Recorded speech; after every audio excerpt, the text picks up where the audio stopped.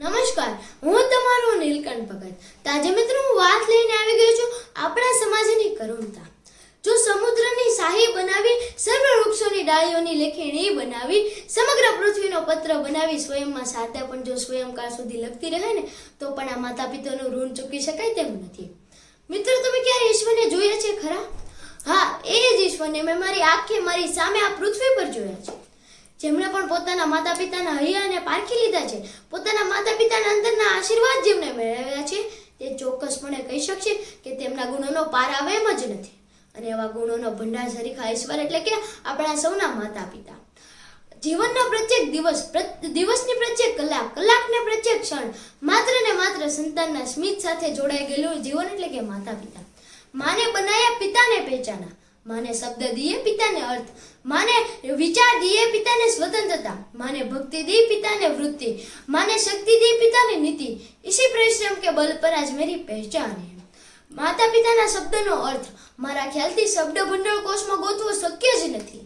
એના માટે જીવન કોષ ઉગાડવો પડે. એક વખત એક બાળક આ પૃથ્વી ઉપર જન્મ લેવા માટે તૈયાર હતું. તેને વિદાય દેવા માટે સ્વયં ભગવાન પણ હાજર હતા. ત્યારે બાળક ચિંતાતુર સ્વરે કહે છે, ભગવાન, હું આ નાનો નિસહાય આટલી મોટી દુનિયામાં કેવી રીતે જીવી શકીશ? ત્યારે ભગવાન કહે છે, દીકરા, તો ચિંતા ન કર, મેં તારા માટે ત્યાં દેવદૂતો હાજર રાખ્યા છે. તે તારી રાહ જ જોઈ રહ્યા છે. તે તારી બરાબર કાળજી રહેશે અને તારા બધા જ સપનાઓને પૂરા કરશે.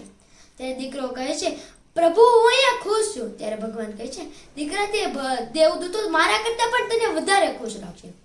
ધીમે ધીમે દીકરાને ભગવાનનો અવાજ સંભળાતો બંધ થઈ જાય છે અને પૃથ્વી પરથી મનુષ્યનો અવાજ સંભળાવા લાગે છે. ત્યારે બાળક જો બૂમ પાડીને કહે છે, ભગવાન, એ દેવદૂતોના નામ તો કહો. ત્યારે ભગવાન કહે છે, તમે બધા સમજી જ ગયા છો. ભગવાન એમ કહે છે, એ તારા માતા અને પિતા.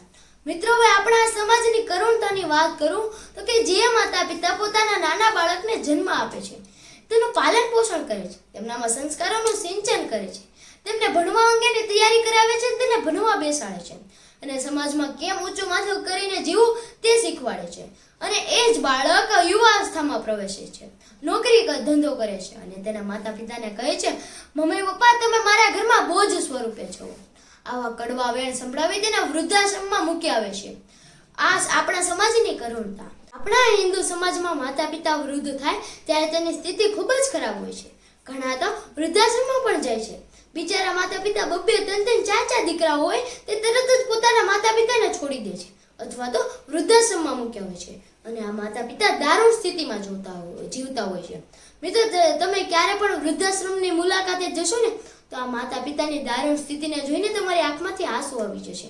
અને હા, જે બાળક પોતાના માતા પિતાને એકવાર વૃદ્ધાશ્રમમાં મૂકી આવે છે તે બીજી વાર તેમની મુલાકાતે પણ નથી જતા અને માતા પિતા તેની રાહ જોતા જોતા સ્વર્ગવાસ થઈ જાય છે.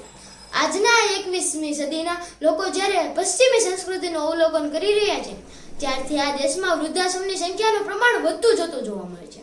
અને હાલની સ્થિતિની વાત કરીએ તો કે બાળક પોતાનું નૈતિક મૂલ્ય ભૂલી ગયા છે. એટલે તો કહેવાનું તો એ જ રહ્યું કે વૃદ્ધાશ્રમ હોવા જરૂર નથી, જરૂરી એ છે કે બાળકમાં મૂલ્યનું સિંચન કરવું. મિત્રો, એટલું યાદ રાખજો કે વૃદ્ધાશ્રમ એ આપણી ભારતીય સંસ્કૃતિ નથી. વૃદ્ધાશ્રમ એ આપણી ભારતીય સંસ્કૃતિ નથી.